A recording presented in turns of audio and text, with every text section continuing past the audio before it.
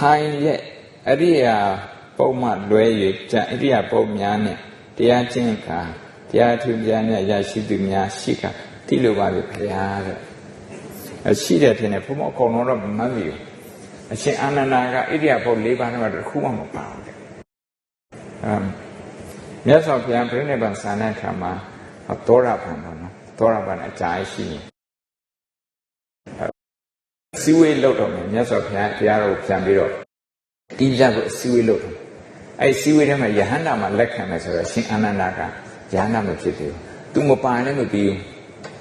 သူကဘုသူရအယံများတယ်မြတ်စွာဘုရားနဲ့မြတ်စွာဘုရားရဲ့ secretary ဆိုတော့မပါလို့မပြီးအဲ့ဒါနဲ့သူကစူးစမ်းပြီးတော့တရားကျင့်တဲ့အယံကိုစင်ကြံလျှောက်လိုက်အဲ့လိုအနိစ္စဒုက္ခအနတ္တမှတ်နေတာပေါ့လက်နဲ့တော့မမှတ်နေတဲ့ခါကျတော့ဝိရိယများသွားပြီးတော့မရနိုင်အဲ့ဒါနဲ့ခဏလေးနားလိုက်အောင်မယ်ဆိုပြီးတော့နားတဲ့ခါမှာသူ့ရဲ့ခြေထောက်ကကျမ်းကျင်ဘဝမြေဘဝနဲ့လွတ်ပြီးတဲ့ဥခေါင်းကခေါင်းကိုမထိခဲ့ဘူးအဲ့ဒီကြားထဲမှာဖြစ်သွားတယ်ဘယ်အိရဘောထဲမှာမပါဘူးလို့ပြောတယ်ဒါဖုံးမလဲစကားကပ်ပြီးတော့ပြောတယ်အဲ့ဒါ